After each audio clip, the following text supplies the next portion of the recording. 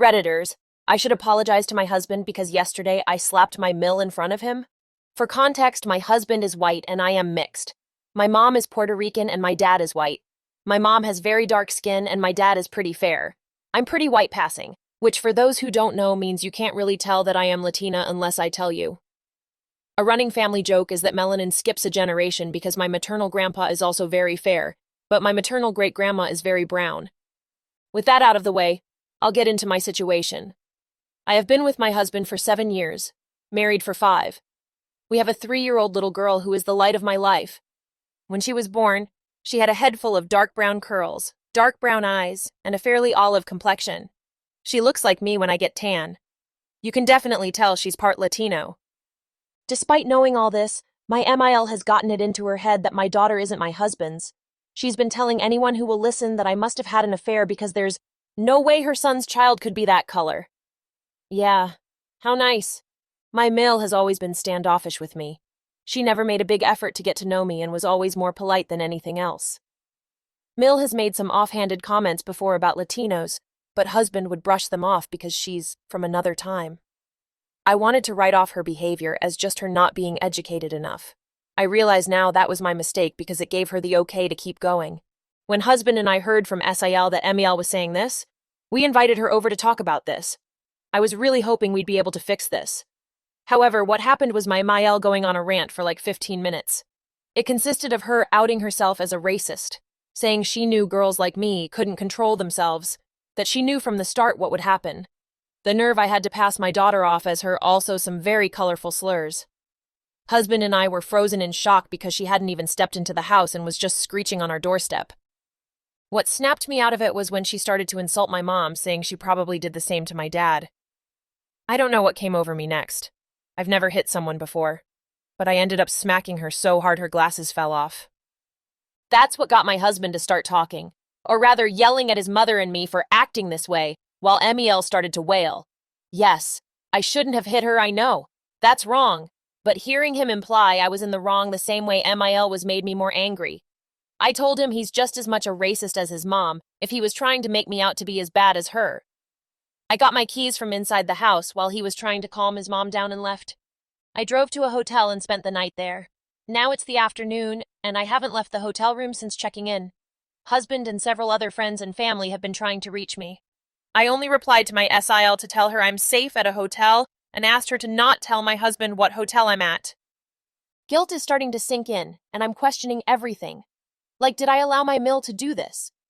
Did I showcase behavior that made her think I was cheating? Does husband think I cheated? And that's why Mill has this in her head. And of course, should I be apologizing to husband for hitting Mill? I know violence is wrong, and I hate making excuses, but I just couldn't handle someone talking about my family that way. Thank you to everyone who gave very insightful advice. I spent quite a bit reflecting and was able to get an emergency meeting with my therapist this morning.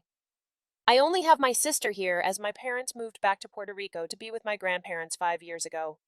Some questions I want to answer real quick. How old are we? My husband is 28, and I just celebrated my 30th birthday. We met when he was 21, and I was 23. Where was my daughter? I sent her to my sister's on Friday for a weekend sleepover with my sister's family. I picked her up Monday afternoon, and we had a little mommy-daughter time going to her favorite place, Costco. Yes, my 3-year-old loves Costco. We got home around 7 after we had dinner. My husband was waiting, and I told him we'd talk after kiddo went to bed. When she was for certain asleep, we sat and had a long conversation not just about the fight and his mother, but also race and culture. I saw how my family was treated based on skin color, and while my husband understands racism, he admitted to never really grasping the complexities, especially colorism. A lot of you jumped to me taking my daughter and leaving or telling me he'd leave me. Sorry to disappoint, but no, we're not getting a divorce or anything of the sort. He apologized to me for not standing up for me before, and then acknowledging he didn't want to think of his mother in a racist light. I also apologized for hitting her because in the end, no, it doesn't help us. He did forgive me and said, if it wasn't his mom saying it, he'd probably slap them too. We will be going to a marriage counselor, we decided, hoping to find one that specializes in interracial marriage. Our daughter is going to face challenges in the future because of her race. It's sad to say, but unfortunately racism is still alive, and we want to know how to protect her and uplift her so she does not feel ashamed of her heritage. We've made the decision to go NC with her and any people who try to bridge communication between us and her. She will have no contact with my daughter unless it's years down the road and she shows significant changes in her behavior. My husband will be driving to her house tomorrow to inform her of our decision. I'd consider a paternity test and DNA test, but only if MIL pays. I don't want to entertain this on my own dime. We've also decided to not make any public post regarding this. If people want to believe her story, that is on them, not us. My husband knows our baby is his. The irony is she looks more like him than me. Her curls are even from him. I do hope this is my last update. If anything else happens, I might come back. Thank you again to everyone who gave valuable advice. I am sad my daughter won't have a grandmother in the States, but it's more reason for us to plan trips to PR. I think I jinxed myself by saying in my first update, I hope this will be my last post.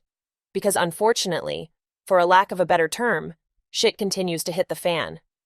For those of you saying I should be arrested for slapping my mill, I hate to disappoint, but she is not pressing charges. This is all thanks to my husband who said he'd expose my FIL's various affairs. Yes, it turns out that my FEL cheated numerous times on my MIL until his death 2 years ago. According to hubby, he was paying for S***Sual favors even on his deathbed. This is deeply disturbing because FEL and MEL appeared to have a loving marriage. Apparently, that was just for show. I can't even begin to imagine how hubby is feeling. We talked about it, and he said it's something he felt deep shame for keeping from me, but also shame because his parents' marriage wasn't at all what they pretended it was. And that husband and I are still looking for a couples therapist who specializes in interracial marriage.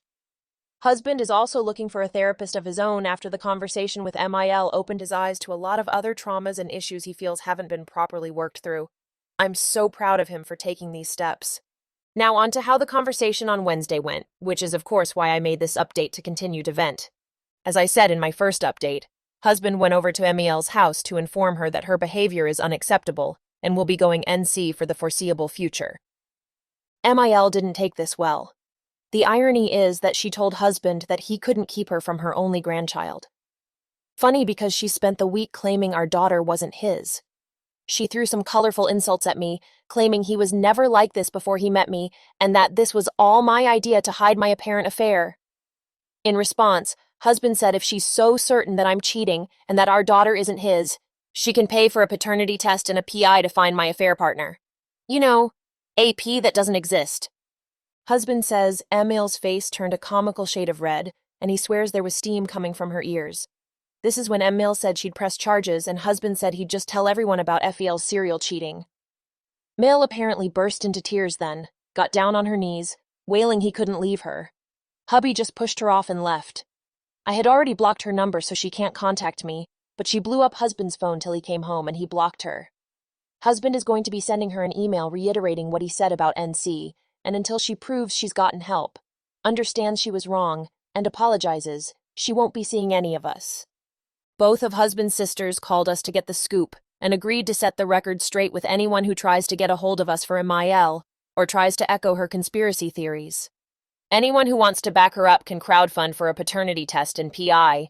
We've spent too long building up our finances to waste them on the ravings of a mad woman. Husband and I did read comments on the posts. I did tell him about it and show him, and we both thank you for the support and helpful comments. Husband has a special message for those doubting me and saying I should get arrested. Get ducked in, cell. I love this man so much, and I'm so lucky to call him my husband and the father of my little girl. We'll be celebrating MIL being out of our lives by taking our daughter out to Texas Roadhouse, eating an ungodly amount of rolls, and seeing Despicable Me 4. Wishing everyone love and thank you again for all the support.